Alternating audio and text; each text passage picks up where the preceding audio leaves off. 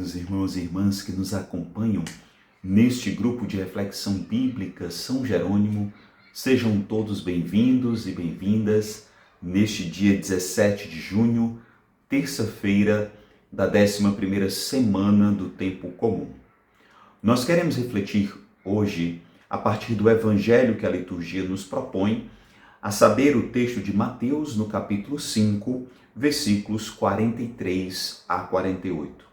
Nós estamos no chamado Sermão da Montanha, onde Jesus, o mestre do reino, apresenta a seus discípulos a nova configuração de justiça para seus seguidores, que não deve ser pura e simplesmente aquela marcada pela lógica do talião, do olho por olho e do dente por dente, mas que nos convida a uma nova medida, não a medida da norma e da lei, mas a medida da generosidade. O texto que nós meditamos tem aparentemente uma influência marcante de Levítico no capítulo 19. Ali nós encontramos o chamado imperativo de santidade, onde o autor sagrado convoca seus leitores a serem santos como Deus é santo. Mas a releitura mateana deste princípio básico de Israel convoca não especificamente a partir do termo da santidade, que acaba gerando uma perspectiva de segmentação, de separação. Se nós lembrarmos o termo santidade, o termo santo, kadosh em hebraico, dá a perspectiva de separado, de distante, daquele que não se relaciona com o outro.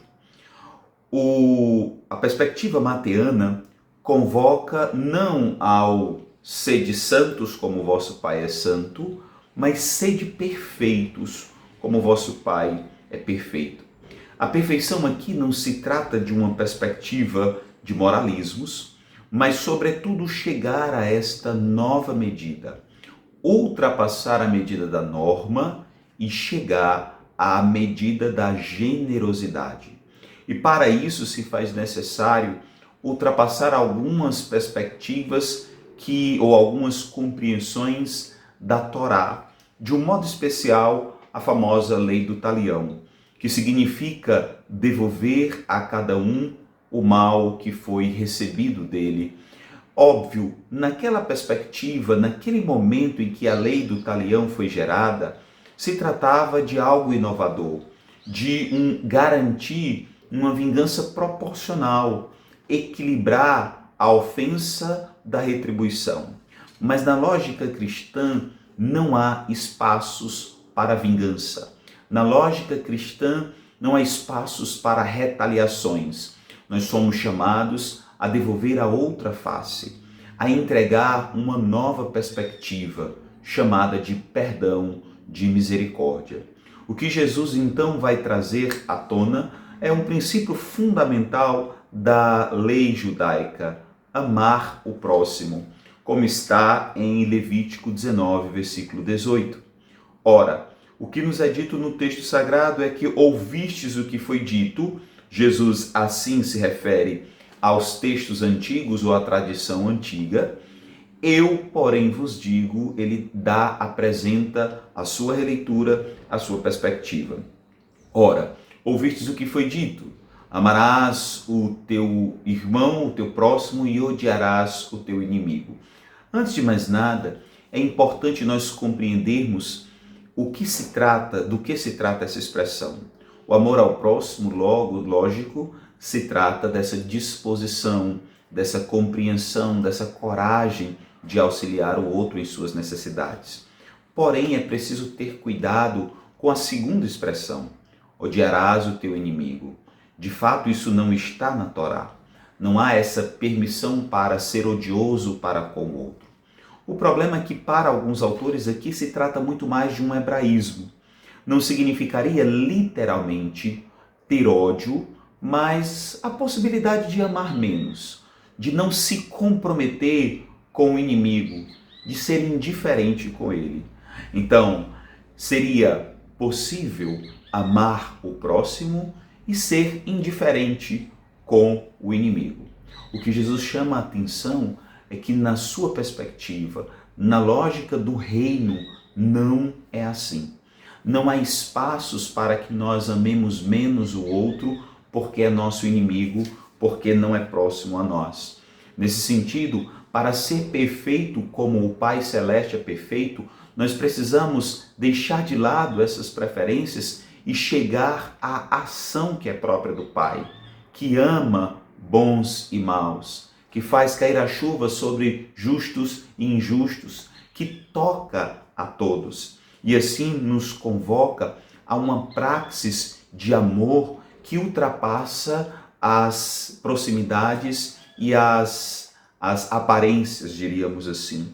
Ora, a lógica cristã é nos chamar então a uma generosidade que ultrapassa meramente a proximidade física, ideológica, partidária, que ultrapassa a perspectiva apenas meramente humana.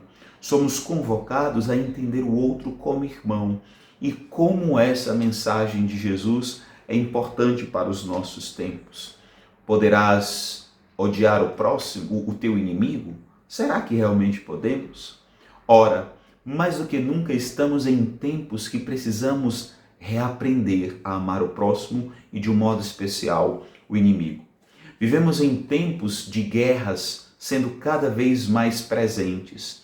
Guerras, inclusive, que são apoiadas por alguns cristãos. Sim, coloco entre aspas, porque de fato a guerra não deve ser apoiada por cristãos. Porque, como diria o Papa Francisco, na guerra não há vitórias, não há vitoriosos.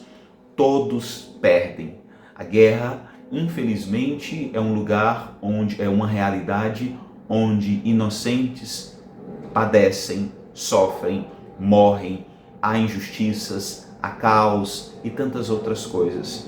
E nós que vivemos a lógica do reino, precisamos cada vez mais acreditar que essa lógica do amor é autêntica, é verdadeira, que no reino não há espaços para vingança ou tampouco para guerras. E por isso, mais do que nunca, precisamos buscar na lógica cristã o amor, a reconciliação, a superação de tantas violências, de tantos ódios que se transvestem muitas vezes de fidelidade religiosa, de radicalismos e extremismos. Precisamos redescobrir a força do cristianismo autêntico que se dá no amor, na reconciliação e no perdão. Por isso, mais do que nunca, é preciso que nós, como cristãos, rezemos e nos posicionemos a favor da paz, para que nós também possamos viver à medida da nossa lei maior, que é o amor, que é não o olho por olho e o dente por dente, mas o coração por coração. Costumo dizer que nessa máxima, olho por olho e dente por dente, todos saem cegos e banguelos, todos saem feridos. Que nós possamos viver a lógica do coração, que nos convida a amar e a viver na concordância, a viver num coração sincero de um para com o outro, sendo irmão, sendo amigo, sendo próximo.